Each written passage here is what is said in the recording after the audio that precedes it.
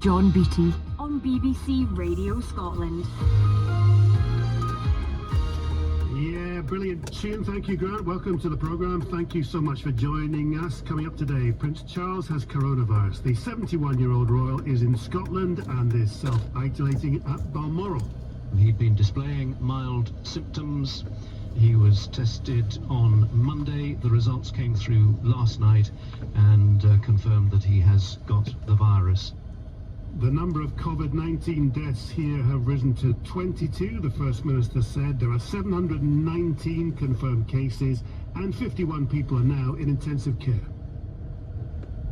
We are now seeing a rapid rise in coronavirus cases in Scotland, and we have sustained evidence of community transmission. So I want to make clear again to people across Scotland that it is vitally important that these unprecedented measures that we're asking people to comply with are complied with. We'll bring you right up to date with developments on day 2 of lockdown. We know that non-essential businesses have been asked to close. We speak to the boss of one, which is still operating, but should it be? I would class them as non-essential workers, but ultimately they are putting pressure on people, telling them that they have to go in. If they don't go in, they don't get paid. If that rings a bell with you, do let me know. 80295 is the text. That is a really fascinating interview. Please don't miss it. And young love, remember that. I've been talking to one very sweet couple on being separated by lockdown. There's FaceTime and stuff nowadays, so you can still technically see each other, but it's quite weird not seeing her in person every day that you're used to. Like, also there's no like cuddling and kissing and stuff, so that's Well, I'm seeing Mrs. Beauty a lot. All that and much more to come. First, Victoria has the headlines. Nicola Sturgeon has said there have been a further 6 deaths in Scotland who have people tested positive for coronavirus, bringing to 22 the number of deaths here. The First Minister added there were now 51 patients being treated in intensive care in Scotland who've tested positive or have COVID-19 symptoms.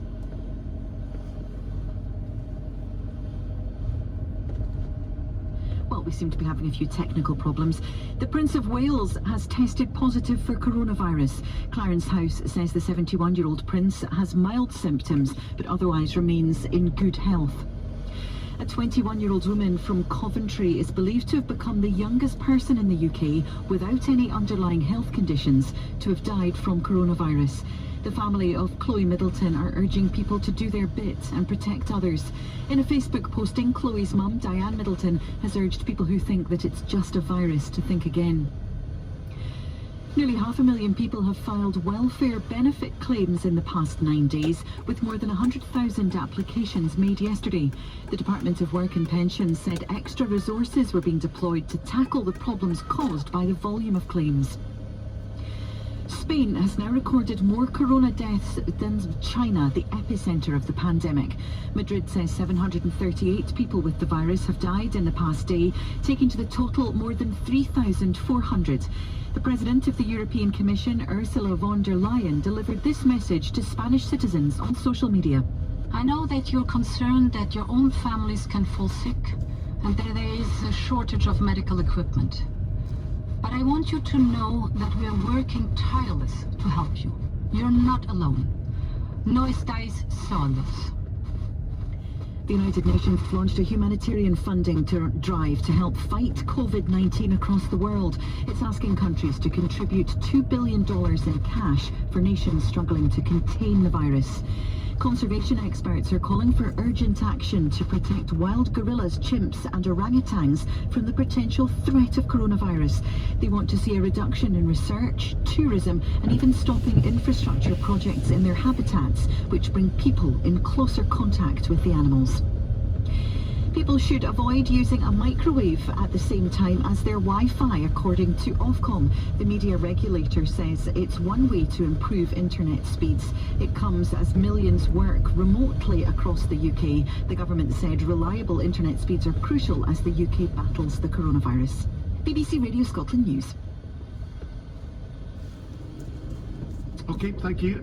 And in sport, we'll have all the latest as the president of the International Olympic Committee says rescheduling the Olympics is like a huge jigsaw puzzle. We'll also hear how athletes hope to have their funding extended to help their preparations for the Games. Let's get the travel now from Teresa. Thank you, John. This is a bit like Eurovision. Travel restrictions remain in place across the country, so no journeys by road or public transport, including ferries unless essential.